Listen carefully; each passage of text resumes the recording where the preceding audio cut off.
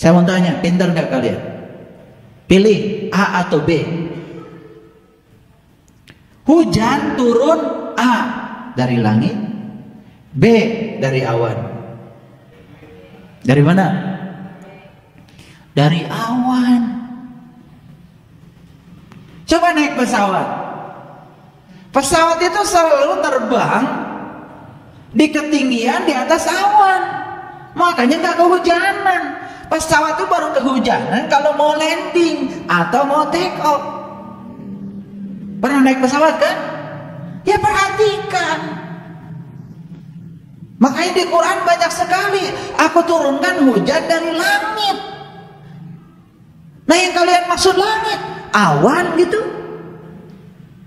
Itu gak cerita hujan yang seperti kalian saksikan tiap hari. Bukan hujan itu. Itu hujan maul hayat, hujan berkah.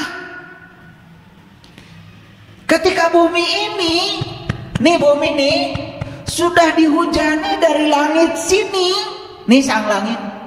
Kalau hujan dari langit itu sudah masuk ke sini, kalian akan tenang, tentram, damai, bahagia, suci, bersih, indah, mulia. Jadi bumi ini akan subur karena sudah dapat hujan dari langit. Nah hujan yang sehari-hari kalian saksikan itu bukan cerita hujan di Quran. Itu mah hujan dari awan. Karena belajar sains enggak, belajar agama enggak jelas. Iya. Besok-besok udah beli sorban. Itu masalahnya. Mulutnya sudah terbuka, sementara pikirannya masih tertutup. Tahu dikit sudah berani ngajak orang. Kan gitu masalahnya. Cerita Padang Masar, ntar dulu, lo kapan dari sana? Ibu bapak, Padang Masar itu di sana, terang benderang, matahari bersinar, tetapi tidak menyilaukan. Ntar dulu, kapan lo dari sana? Ini kan masalah, betul nggak? Tapi yang lucu itu, yang ngomong tidak merasa masalah, yang diomongin juga anteng. Itu masalahnya. Nyampe ke rumah cerita lagi, oh anak-anak nanti kita akan masuk Padang Masar, di sana matahari terang lu, tetapi tidak menyilaukan, tidak panas bagi orang yang beriman. Kan begitu? Buktikan sekarang. Padang Masar itu bukan urusan nanti, urusan sekarang. Bisa dibuktikan, bisa. Kita bisa menyaksikan matahari yang tidak menyilaukan itu. Kita bisa menyaksikan matahari yang tidak panas itu. Menyengat jiwa kita. Di sini saat ini sekarang. Allahu nurus samawati wal ardh. Masalu nurihi kamishkatin fiha misbah. Al misbahu fi tujaja. Ajujajatu ka'annaha kaukab. Duriqadu min sajaratin mubarakah. Zaitunatil la syarqiyah wala gurbiyah. Yakadu zaituha walau lam tamsasun nar. Nurun ala nur yahdillahu linuri mayasa. Itu pada masa pusat semesta bisa disaksikan di sini saat ini sekarang. Untuk mereka yang tahu ilmunya, tahu cara. Sehingga 3 kategori asas ilmu itu dipenuhi. Koheren, masuk akal, koresponden, dapat dibuktikan, pragmatis, dan memiliki nilai manfaat. Kapan? Di sini, saat ini, sekarang. Pernah sakit hati kalian? Pernah. Kelihatan dari wajahnya. Nah kalau saya tanya, sakit hati buatan siapa? Selama ini karena kita tidak sadar, sakit hati buatan orang. Karena orang menyakiti saya, kan begitu. Begitu kita sadar dengan kebodohan kita, loh, ternyata sakit hati buatan saya. Karena saya ingin orang seperti yang saya mau. Ketika orang tidak seperti yang saya mau, saya sakit hati. Kan elu yang bikin sakit hati. Dari keinginanmu sendiri. Begitu sadar, kemudian nebak kepala, duh bodoh saya.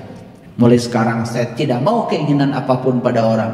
Biar saya tidak sakit hati. Karena sumber sakit hati adalah keinginan. Keinginan kita sendiri pada orang. Orang ingin seperti yang kita mau. Ketika orang tidak seperti yang kita mau, sakit hati. Kan sumber sakit hati kan lu juga. Paham? Maaf pakai lu ya. Biar ada energinya.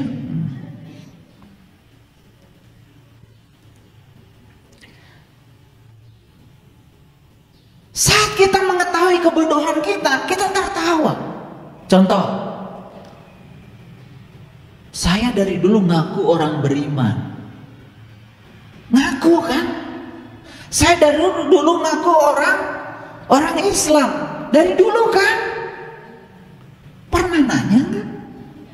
Ngaku ke siapa? Terus ingin diaku siapa? Pernah nanya? Lah enggak kan? Ngaku-ngaku aja terus. Betul enggak? Ya. Lalu bilang muslim non muslim. Gagah. Bilang orang lain non muslim. Saya muslim. Gagah. Sebenarnya nggak tahu apa muslim atau muslim. Muslim itu orang yang sudah bisa merasakan rasanya Islam. Islam itu pasrah total kepada Allah, damai sejahtera itu Islam. Maka itu syarat mati. Non muslim orang yang belum merasakan rasanya Islam. Bukan orang yang berbeda agama dengan Anda. Gimana sih? Paham sampai sini? Oh, ternyata non muslim itu saya. Ketawa tuh terbahak-bahak. Oh, saya baru sadar kalau muslim saya itu baru diaku sama Pak RT. Kan gitu. Waktu bikin KTP kan ditanya nama, bulan Pak RT, tanggal lahir, ya 31 Maret. Biar nggak ada tanggal lahirnya. Alamat, hobi, ya ada hobi di KTP ya. Tanya, agama apa? Kata Pak RT, Islam Pak RT. Diaku langsung Pak RT, ditulis Islam. Kalian nggak sadar kalau Islam itu baru diaku Pak RT. Pernah nanya, apakah Allah sudah ngaku Anda Islam? Padahal syarat mati harus Islam. Islam itu tingkatan spiritual yang harus kita capai dalam hidup. La tamutunna illa wa antum muslimun. Saya hanya mengingatkan saja, karena selama ini kita tidak sadar. Karena kita sudah mengaku dari kecil, seakan-akan pengakuan itu sudah diaku. Tar dulu. Paham? Gitu. Sekarang bisa tertawa? Bisa. Ayo tertawa dong. Nah, gitu. Gitu ketawa itu. Mentertawakan siapa? Ya dirimu sendiri. Karena sudah terlalu lama kamu mentertawakan orang lain. Betul nggak? Yang ketiga, kapan kita mulai mentertawakan diri sendiri? Yang ketiga, saat kesadaran kita mulai bangkit. Saat kesadaran kita mulai bangkit. Bangkit dari apa? Dari tidur panjang kita dalam keadaan tidak sadar. Yang ikut pelatihan sholat khusyuk dengan saya yakin orang yang sudah mulai bangkit kesadaran. Sudah mulai bertanya, apa sih sholat itu? Apa sih wudhu itu? Betul nggak? Nanya kan? Ingin tahu wudhu itu seperti apa? Sholat itu seperti apa? Karena bertanya, ikut. Karena dia sadar, jangan-jangan wudhu saya, sholat saya, yang selama ini saya lakukan hanya sebatas pengakuan saya. Gimana menurut Quran? Begitu saya jelaskan, ini loh sholat menurut Quran, ini loh wudhu menurut Quran, banyak yang kaget. Banyak yang kaget. Tetapi kagetnya juga tidak menolak, karena tidak bisa menolak Quran. Kan itu ada perintahnya. Oh, ternyata wudhu itu artinya berpisah. Selama ini saya tahu wudhu itu adalah bersuci. Kan gitu. Begitu disadarkan, bangkit kesadarannya, baru bisa mentertawakan diri sendiri. Bertahun-tahun saya wudhu, bertahun-tahun saya sholat, ternyata kesadaran saya tidak meningkat. Kan begitu. Sehingga di sini secara pragmatis ada kesadaran baru. 4. Saat pengetahuan kita mulai meluas. Makanya begitu pengetahuan kita meluas, baru kita bisa mentertawakan diri sendiri. Saya dulu, wah, namanya ceramah dari kecil, ceramah kemana-mana, ke kampung-kampung. Sampai waktu saya dulu KKN kuliah kerja nyata. Orang lain tuh KKN ya, minta bekal sama orang tua. Saya itu ngasih duit sama orang tua banyak. Iya, 1 truk itu yang namanya oleh-oleh, bingung saya bawanya. Karena setiap malam saya ceramah ke gunung-gunung itu, dibawa Pak RW, dibawa Pak RT, dibawa Pak Lurah. Pak Lurah yang bikin jadwal. Jadi sesekali Pak Lurah dengerin ceramah saya, katanya bagus, kata Pak Lurah saat itu. Saya ketawa sekarang. Saya saat itu cerita sholat, cerita syahadat, luar biasa saat itu, luar biasa. Bagus katanya ceramahnya, kata Pak Lurah. Makanya saya dibawa ke kampung-kampung itu, namanya amplop itu. Bayangkan mahasiswa, ya, dibayar 50.000 saja. Tahun 88, udah mewah. Betul enggak? 50.000. Belum ada uang 50.000 yang satu itu. Ya, yang 5.000-an banyak itu, tebal. Bahagia sekali itu. Jadi saya itu ya habis KKN tuh belikan TV sama ibu. Ya TV yang pakai serolok itu kan. Itu. Begitu sampai di kampung diputar itu semut semuanya. Dan sekampung orang bawa obor itu lihat TV saya. Palisinya semut saja. Iya. Begitu ada yang ngalangkang aja sedikit bayangan, wah katanya Muhammad Ali. Itu orang di kampung saking ingin nonton Muhammad Ali, begitu ngalangkang padahal bukan siapa-siapa, Muhammad Ali katanya. Wah, itu udah sekampung cerita semua. Jadi saat itu saya juga sudah ceramah, dan saat itu ceramah saya, mohon maaf, berbeda dengan sekarang. Saat itu saya ceramah dalam keadaan saya tidak sadar. Dan sekarang saya bisa mentertawakan diri saya saat itu. Dan sebenarnya saya ingin minta maaf sekarang itu ke kampung-kampung itu. Belum ada waktu. Ya. Mau minta maaf, saya mau datang ke sana itu. Aduh.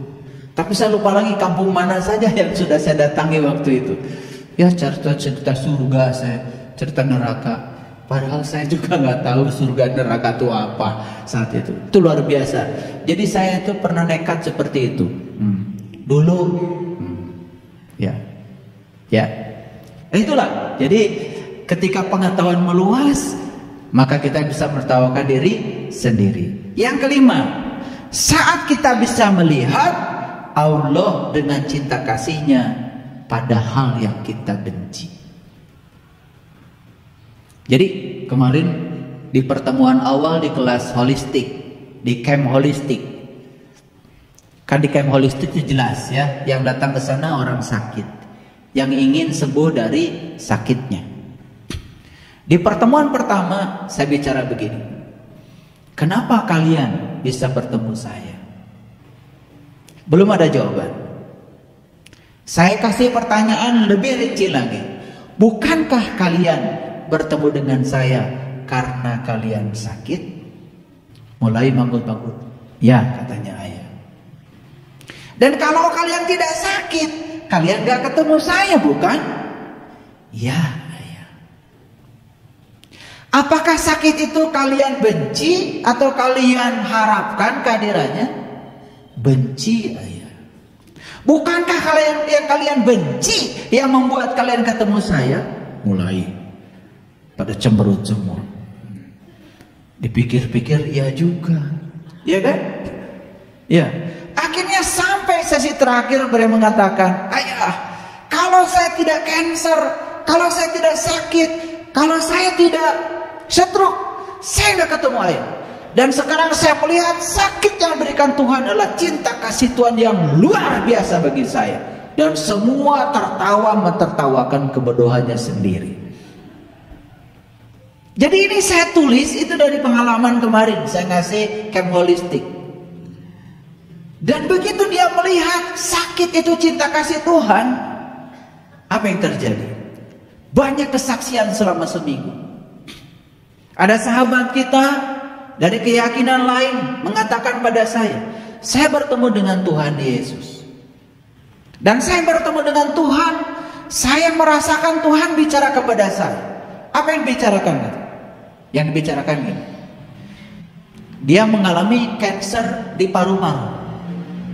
Dan kanker di paru-parunya menyebabkan paru-parunya basah. Dan setiap berapa hari sekali harus disedot. Paling sedikit itu nanah yang diambil dari paru-paru itu 2-3 liter sekali disedot. Suaranya hilang, tidak ada suaranya.